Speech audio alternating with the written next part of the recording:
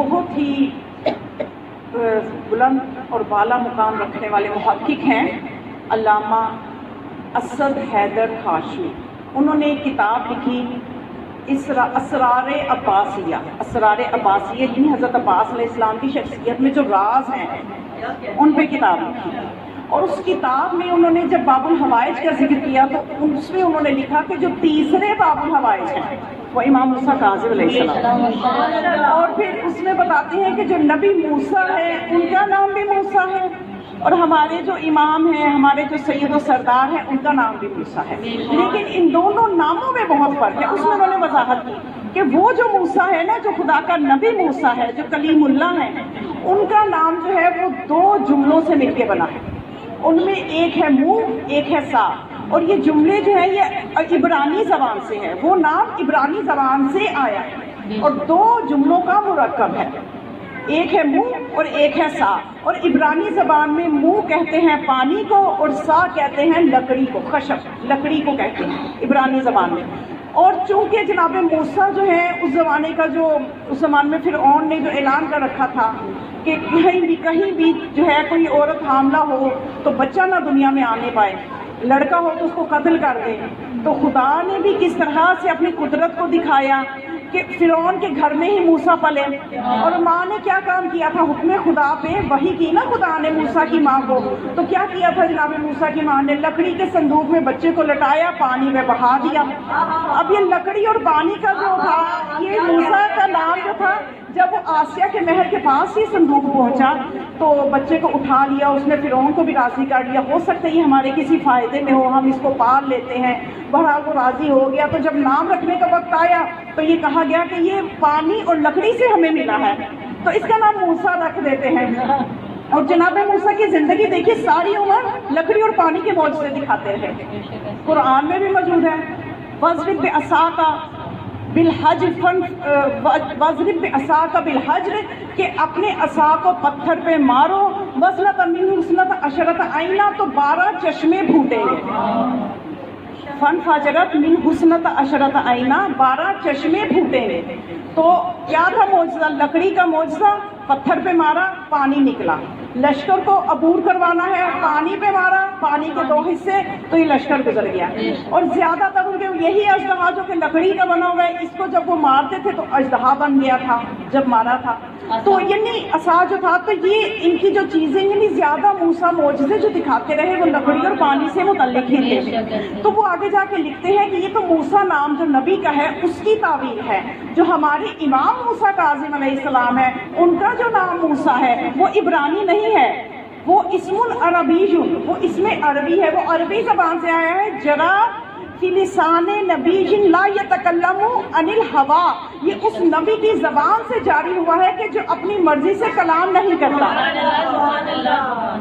کیوں؟ اس لیے کہ جناب رسول خدا اپنی زندگی میں اپنے تمام جانشینوں کے نہ صرف نام بلکہ القابات بھی بتاتے گئے کہ میرے بعد یہ میرے امام ہوں گے, اور یہ ساتھ لقب بھی بتاتے گئے. ساتھ لقب بتانے کا مقصد یہ تھا کہ دنیا والے دنیا میں آ کے مہارت حاصل کرتے ہیں تو کوئی لقب ملتا ہے. جو میرے جانشین ہیں وہ دنیا میں آ کے محنت کرنے کے محتاج نہیں, وہ لقب لے کے آتے ہیں. حضرت امام موسیٰ کاظم علیہ السلام کی ذات پر بلند سے بلند تر صلوات.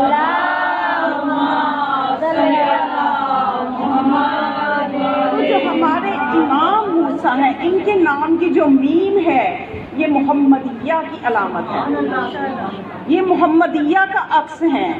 یعنی اگر محمد مصطفیٰ مدثر ہے مزمل ہے تو یہ مدثر اور مزمل کا عکس ہے. اور خود انہوں نے فرما دیا اولنا محمد اوسطنا محمد آخرنا محمد کلنا محمد.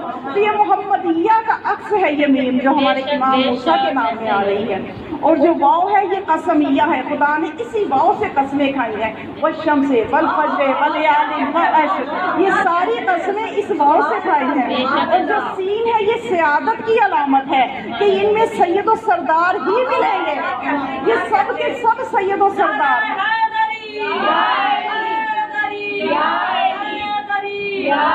اپنی حاجت روائی مشکل کشائی کے لیے بلند سے بلند تر صلوات. اللہم صلی علی محمد سب کے سب سید ہیں، یہ سب کے سب سرداروں کا خاندان ہے۔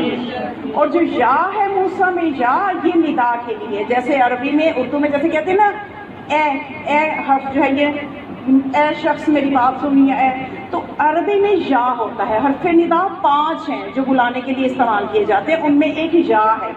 تو آج بھی آپ اسی یا کے ساتھ، جس طرح ہم یا علی مدد کہتے ہیں، جس طرح ہم یا اللہ مدد بھی کہہ سکتے ہیں، ہم نے اللہ کو چھوڑا نہیں ہے، ان ہستیوں نے تو ہمیں اللہ تک پہنچایا ہے، ہم یا اللہ مدد بھی کہتے ہیں، اللہ ہماری تب بھی مدد کرتا ہے، یا محمد۔ اور آپ ذرا اسی یا کے ساتھ یا موسیٰ کاظم ادرکنی کہہ کر دیکھ لیجیے، امام ایسی مدد فرمائیں گے کہ علامہ علی نقی نقوی، جو کہ علامہ نقن کے نام سے مشہور تھے، وہ یہ بیان کرتے ہیں کہ وہ جب آج سے کافی عرصہ پہلے غالباً 1928 میں وہ کاظمین گئے تھے۔